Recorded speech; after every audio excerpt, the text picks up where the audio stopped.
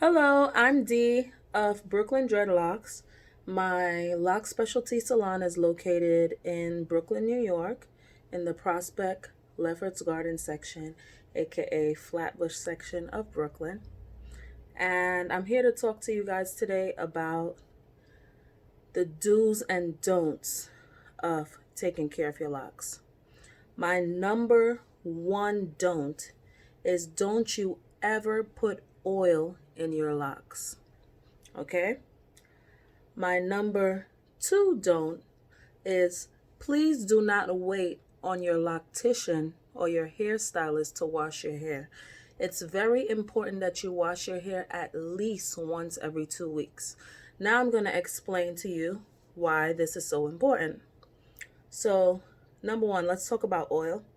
And anything I say about oil also pertains to all the natural hairstyling ingredients that has been on the market or natural hairstyling products that has been on the market for the past 10 years.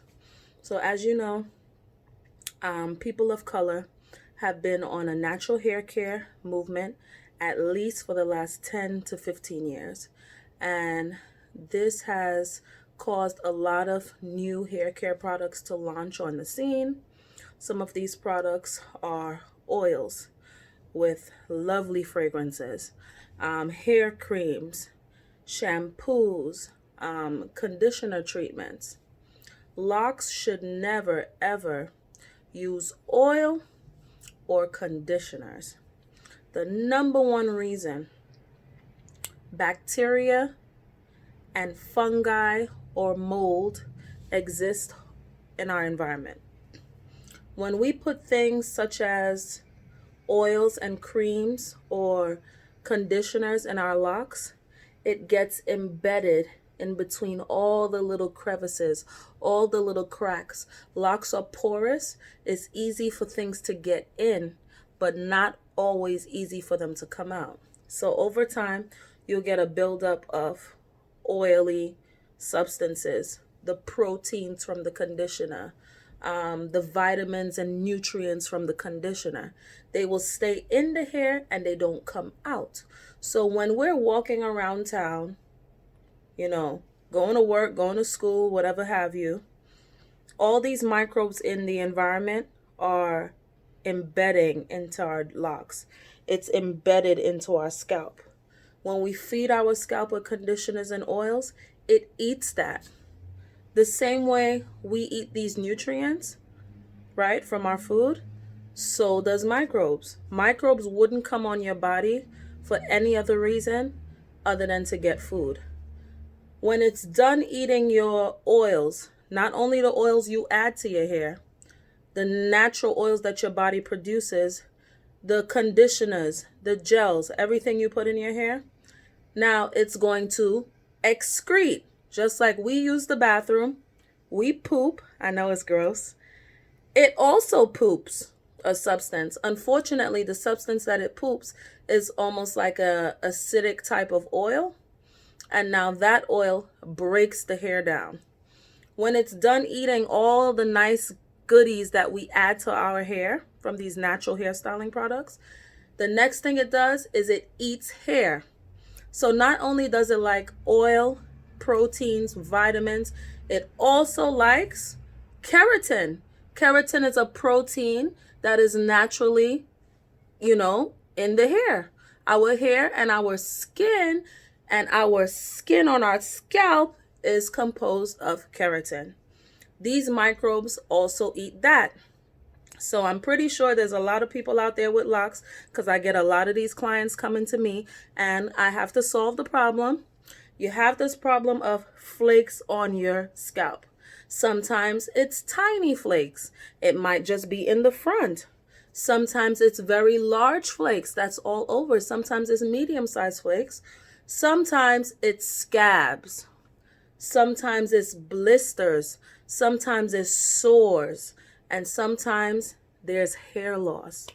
When it comes to hair loss, now you have a big problem because that means that the microbes have not only resorted to eating your hair, Now that it's had its fill of your hair, it's going deep down into your scalp and it's eating your follicles. It's eating your skin cells. It's eating whatever nutrients is under the skin.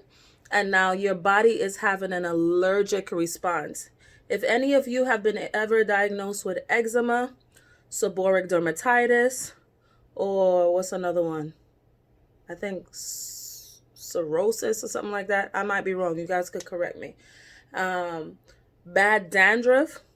Anytime you see flakes, anytime you see any chafing of the skin, blistering of the skin, you have microbial activity. You don't believe me? When you go to your doctor and he prescribes medication, I want you to look up every single ingredient. A lot of people get prescribed a shampoo. The shampoo is usually 2% ketoconazole. Ketoconazole is a antifungal medication. So, for that reason, the number one product I recommend, Nizoral. If you can't get your hands on Nizoral, next product I recommend, Regenipure. They both contain ketoconazole, which is not only an antifungal, it is also an DHT blocker. A lot of you that know anything about hair loss, you know DHT stands for dihydrotestosterone. And if a product blocks dihydrotestosterone, it can block the effects of it, making your hair thin or making your hair fall out. It also allows your strands to grow in thicker and bigger. If a lot of you have a problem where your locks used to be really, really thick at the root and all of a sudden it's getting scanty, it's starting to struggle, it's starting to turn into like a little thread. If you ever have your locks breaking at some point here, if you just notice it's thinning out and one by one they're snapping, now you have fungus or mold living inside your locks. If I ever use the words mold, fungus, mildew, like a lot of my clients that come to me, I use these three words often. Mildew, mold, fungus, all of them is the same thing essentially. Of course, there's different species of mold. There's also something called hair yeast. But anytime you hear mold, anytime you hear yeast, they're part of the same family, which is fungus, the fungi family. So I use all the words interchangeably. Another don't, I almost forgot this one. A lot of us can't go to the hair salon right now. My salon is locked down right now because of the quarantine, because of the COVID situation. You got to wash your hair yourself at home. I know it's hard. At first, I tried to wash mine every week by myself, and that got to be too much for me. Now I wash it once a week. But I make sure that once every 2 weeks. But I make sure that every other day I'm greasing my scalp with either sulfur 8 or Glover's medicated ointment. Now, in sulfur 8, there's a substance called sulfur. This is the grease I'm talking about. I'm not talking about their sprays. I'm not talking about their shampoo. I only use their hair grease. And I use the light formula because I feel like the one in the yellow jar, the regular formula, I feel like it's too heavy for the hair. It's too thick. And it can get stuck in the locks. So I use the one in the blue jar, which is the sulfur 8 light formula. It says that it's an anti-dandruff product. Anything that says it's an anti-dandruff product means that it kills the fungus that causes dandruff. Now, I talked about Nizoral. Nizoral is a shampoo. You lather it up in your hair. You let it sit like maybe about 3 minutes, and then you wash it out. This kills any fungus that's living inside the locks or living on your scalp. It is also a DHT blocker. Now, after you've washed your hair, if you feel like your hair is brittle, if you feel like it's dry, I ain't gonna lie to you. Mine, it feels a little dry, but it's not breaking. I'm not having any problems with it. When I feel like it's too dry, all I do is put the same light formula in my hand, take a little dab of the sulfur 8 light formula, rub my hands together, and I just pass it through my locks. Just pass it all the way through. And that's fine. I don't use any coconut oil. I don't use any olive oil. Now, when I had my hair loose before I had locks in my hair, what I used to do was use coconut oil as a treatment. Or sometimes I'll add olive oil to my shampoo. But I never, ever, ever left it in my hair. If you guys don't believe me, go study some of the hair care techniques of the Indian Rapunzels. There's a pageant in India called Indian Rapunzels, and they practice Ayurvedic hair care techniques where they utilize a lot of natural oils and they utilize a lot of natural plant antifungal / antimicrobial products. They never leave things in their hair, they wash it out. So what I used to do was put oil in my hair overnight while I slept and then wash it out the next day. Now, some of you will tell me that you use oils all your life and your hair is still thick and there is nothing wrong with your hair. It's not thinning out. You're not going bald. You're not having any alopecia. Everybody is different. And I would say most of the population will suffer from some sort of hair loss eventually from continuously leaving oil in the hair.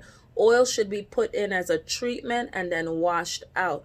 A lot of the oils that you guys buy as treatments, it does say on the bottle somewhere that it should be washed out, but people don't wash it out. They just leave it in. Now, when you leave a natural product in your hair over time, it spoils while it's in your hair. If you're going a whole month without washing your hair, these products will spoil. There's a lot of locticians on YouTube right now telling people they only wash their hair like 2 times a year. They only wash their hair 3 times a year. If you wash your body every single day, some people take showers 2 times a day. I ain't gonna lie, I take a shower 1 time a day. That's good enough for me. I won't stink. In the summertime, if it's like crazy hot, then maybe I'll take a second shower. You know what I'm saying? In 1 day. But if you're washing your body so frequently, why would you assume that your hair should be left filthy for 1 month, 2 months, 3 months? I have people who has come to me that has not washed their hair in about 4 months. In the past, when I used to do sew-ins, I've had people keeping a sew-in for 6 months and they never, ever, ever wash their hair. When I take the sew-in out, do you know what I see? I see yellow chunks, brown chunks, all embedded underneath the braids for the sew-in. You know what that is? That is bacterial colonies. That is fungal colonies. Now you can see it with the naked eye. Things that you usually need a microscope to see, when you leave it to build up for 6 months at a time, you do not need a microscope to see it anymore. Now these things, they're living in your head. They need to feed. They need nutrients. I'm making a video, Angelina, wait. That's my daughter. Anytime I'm doing something, that's when she chooses to come. Anyway, these things, they need to feed, they need to thrive, and they have everything they need right in your head. Don't believe me? Take a microbiology class. Now, I'm not saying fungus causes eczema. I'm not saying fungus or bacteria causes dandruff. I'm not saying that it causes seborrheic dermatitis, but having a dandruff problem, having an eczema problem, having seborrheic dermatitis is genetic, and the triggers are microbes such as bacteria and fungus. That is why the doctor will give you these medications geared towards killing these microbes, right? And when you kill them and you keep them off your skin, then your skin has a chance to heal. Another thing that the doctor would give you, if your skin has gotten really, really bad, they'll give you a product that has some kind of cortisone or steroid in it. This will strengthen the skin. What else do they usually prescribe? I think that's about it. Usually it's steroids, antifungal products, antibacterial products. Sometimes they'll even give you a pill to take internally. I have a cousin who suffers from really, really bad eczema, and her doctor gave her antifungal shampoo, antifungal body wash, along with steroids. Sometimes the steroids come in a cream form. Sometimes it comes in like a oily-ish type of substance. Sometimes it is, what did I say? I think I said cream. Cream, foam, or oil. That's all I've ever seen. Sorry if this video sounds rambly and all over the place. This is my first YouTube video. Clients have been telling me to make videos for the longest, and I never have. I was like a cross between camera shy and a cross between busy, to be honest with you. But since it's quarantine season, I have time to at least do one, and I will try to put videos up at least once or twice a week. People, please ask me questions in the comments, and please subscribe. Be some of my first few subscribers. I plan to really start to like give the knowledge that I know. I did take microbiology. I did get an A in that class. I'm talking about a college level class, and that was back in the day when I thought I wanted to be a nurse. I decided hair care is for me. Like I said, once again, I do own a lock specialty salon. I specialize in locking all hair textures. I lock Caucasian hair, Asian hair. You could go to my website. It's going to be listed below, BrooklynDreadlocks.com.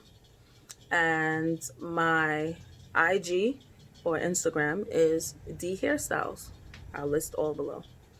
Like I said, please bear with me. First video ever. I'm only going to get better with time. I have a lot of information when it comes to hair care. Hair is my passion. Hair is my love. Feel free to contact me. I'll put my phone number below. I am taking new clients. So once this quarantine is over, I have helped numerous clients grow their hair back. A lot of people come to me thinking they want to cut all their locks off. I have saved them from having to cut their locks off. I'm also very honest. If I know I can't help you, I'll direct you to a dermatologist, because a dermatologist is a medical doctor with clearance to write certain prescriptions for things that they may not sell over the counter. The only thing I could send you for is things that's over the counter. Whatever is not over the counter, you need a doctor to prescribe it. So if I think your situation is that bad, I would always direct you to a doctor, hands down. Some people I did end up telling, you know what? You're going to have to cut your locks off. But that is extremely rare. Like I said, I keep it real. I don't lie. I'm not a magician. Everything that I tell people do is based strictly on science. And like I said, I did take microbiology back in my I want to be a nurse days, and I did do very well in the class, and we studied a lot of the things that I'm talking about here in this video. So hope to meet some of you, those of you that are not too far from the New York area, those of you that are in the New York area, those of you that don't mind traveling to me. Yeah, so bye and thank you for watching. Please subscribe.